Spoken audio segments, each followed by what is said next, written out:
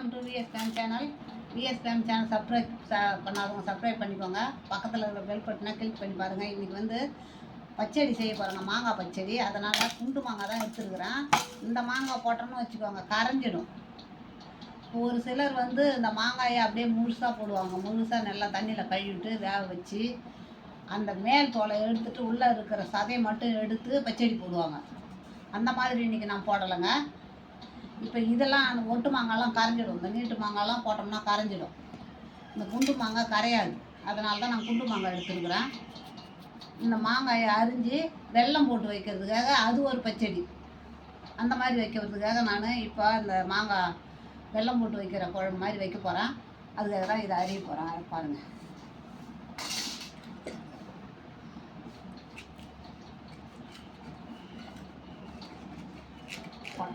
கொட்டையை பிடிச்சி அரிஞ்சிக்கலாங்க. அப்போ தான் மாங்காய் கரையாது. ஷார்ப்பாக இருந்ததுன்னா அறியணும்னா இந்த மாதிரி அறியணுங்க. இந்த மாதிரி அறிஞ்சிக்கணும்.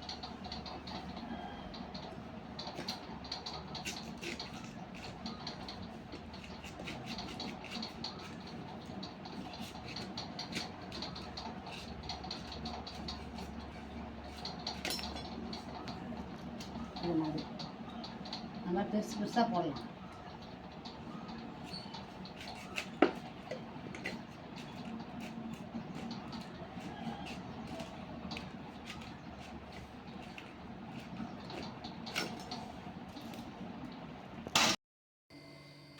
சட்டி வச்சுருக்குறேங்க.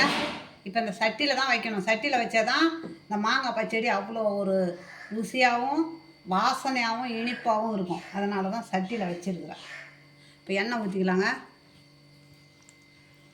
எண்ணெய் ஒரு அளவு தான், திட்டமாக ஊற்றிக்க வேண்டியது தான், அதிகம் கிடையாது. ஏன்னா நம்ம வெங்காயம் தக்காளி வதக்க போகிறது கிடையாது.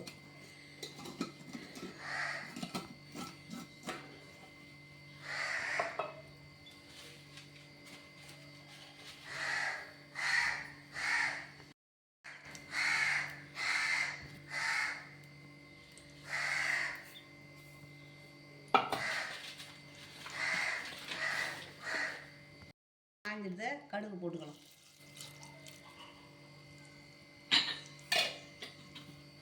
கடுகு பொரியட்டுங்க. சும்மா வெந்தயம் 2, ஏன்னா மாங்காய் சூடு, அதுக்காக சும்மா ஒரு 4 வெந்தயம்.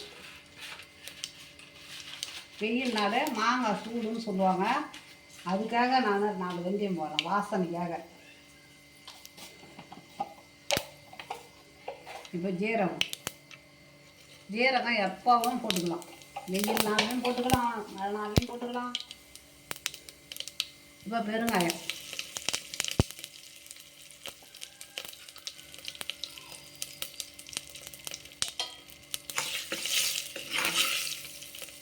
வெந்தயம் சேர்ந்துட்டு நம்ம பூண்டு போட்டு சும்மா 1-2 தட்டி இருக்கிறோம் பாருங்க. பூண்டு அப்படி தான் இருக்கணும். ஏன்னா வாசனைக்காக தான், பூண்டு வாசனை இருக்கணும்ல. பூண்டு வாசனை இருந்தாலே அது ஒரு மனமாக இருக்கும் குழம்பு, எதாக இருந்தாலும் சரி. இப்போ கறிவேப்பிலை,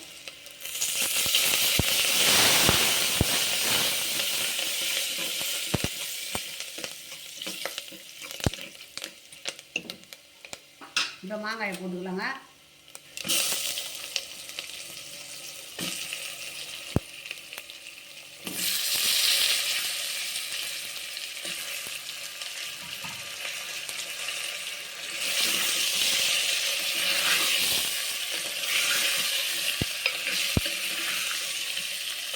வெயில் நாள் நம்ம கூழ் சாப்பிட்றதுக்கும் எடுத்து நல்லா போட்டுக்கலாம். இதை அவ்வளோ இன்னும் சாப்பிட்லாமான்னு இருக்கும்.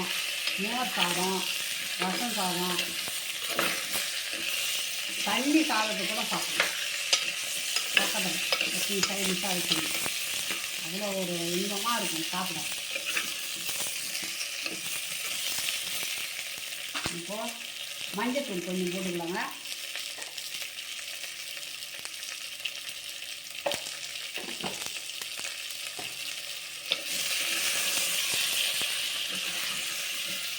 சும்மா திறக்கணும், அவ்வளோதான். ஒன்றும் வதங்க தேவையில்லை. நம்ம இதுக்கு தேவையான குழம்பு மிளகாய் தூள் போட்டுக்கலாம்.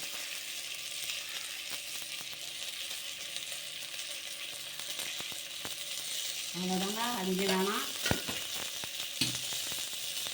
அதையும் ஒரு பரட்டி ஊற்றிங்க, தண்ணியை ஊற்றிக்கலாம். அவ்வளோதாங்க, இப்போ தண்ணி ஊற்றிக்கலாங்க. நல்லா கொதிக்கிட்டோம். வெல்லம் வந்து மாங்காய் நல்லா வெந்த பிறகு தான் இன்னும் கொஞ்சம் தண்ணி ஊற்றிக்கிறேங்க.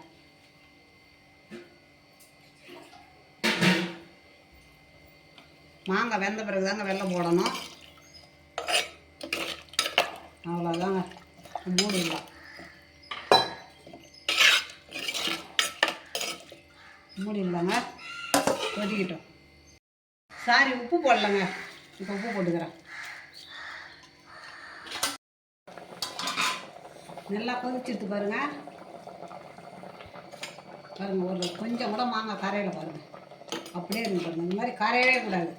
அந்த நீட்டு மாங்காய் போட்டோம்னா அப்படியே கரைஞ்சிடும். இந்த மாதிரி கரையாத கறி மாதிரி இருக்கணும். ஒரு 50 வெல்லம் எடுத்துருக்குறோம். இதே இப்போ போட்டுக்கலாம்.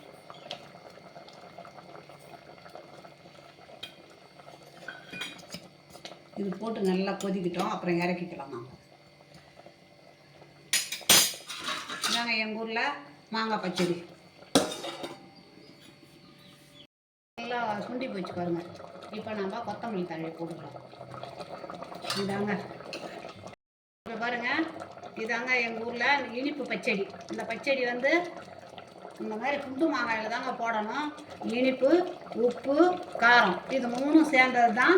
இது அவ்வளோ ஒரு ருசியாகவும் அவ்வளோ ஒரு டேஸ்ட்டாகவும் அவ்வளோ ஒரு சாப்பிட்றதுக்கு இன்பமாகவும் இருக்குங்க. இன்னும் கொஞ்சம் கிடைக்காதான்னு இருக்கும். அந்த மாங்காயை சாப்பிடும்போது இன்னும் இருக்கான்னு கேட்பாங்க. அப்படி இருக்குங்க. நீங்கள் செய்து பாருங்கள். உங்களுக்கு பிடிச்சிருந்ததுன்னா எனக்கு லைக் பண்ணுங்கள், கமெண்ட் பண்ணுங்கள், சப்ஸ்கிரைபர் பண்ணுங்கள்.